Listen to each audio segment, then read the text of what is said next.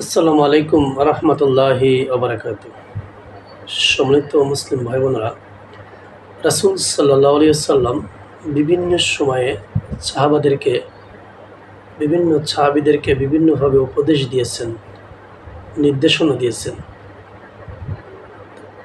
ঠিক আমরা এখন যে হাদিসটা জানব, আবু জারকে রাসূল সাল্লাল্লাহু আলাইহি ওয়াসাল্লাম কি উপদেশ দিয়েছিলেন, কি করণীয়, কি বর্জনীয়, কি আদেশ করেছিলেন আবু জারকে। ঠিক এখন সেই হাদিসটা আমরা জানব। আসুন আমরা হাদিসটা শুনি।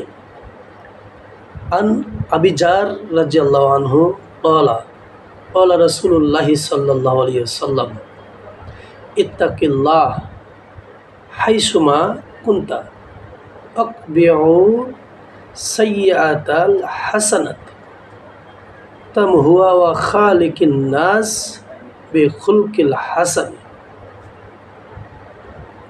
হাদিসটা আমরা শুনলাম, আসুন অর্থটা জেনে নিই।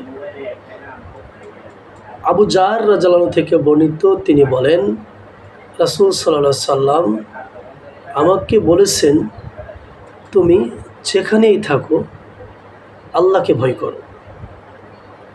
রাসূল সাল্লাল্লাহু আলাইহি সাল্লাম আবু জারকে বললেন, তুমি যেখানেই থাকো আল্লাহকে ভয় করো, আর মন্দ কাজ করলে তার পরপরই সৎ কাজ, ভালো কাজ করো।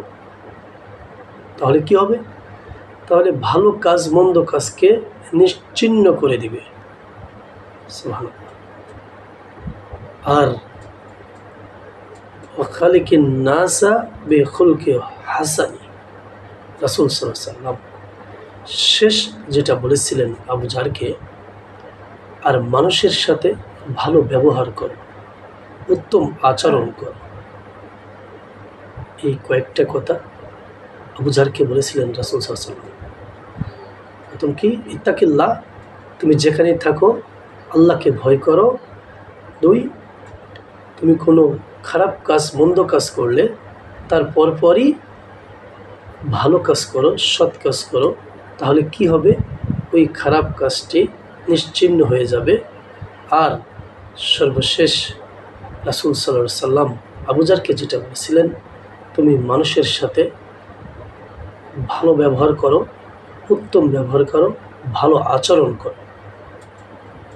আমরা বুঝতে পারলাম। হাদিসটি জামিআত তিরমিজি 1910 নম্বর হাদিস।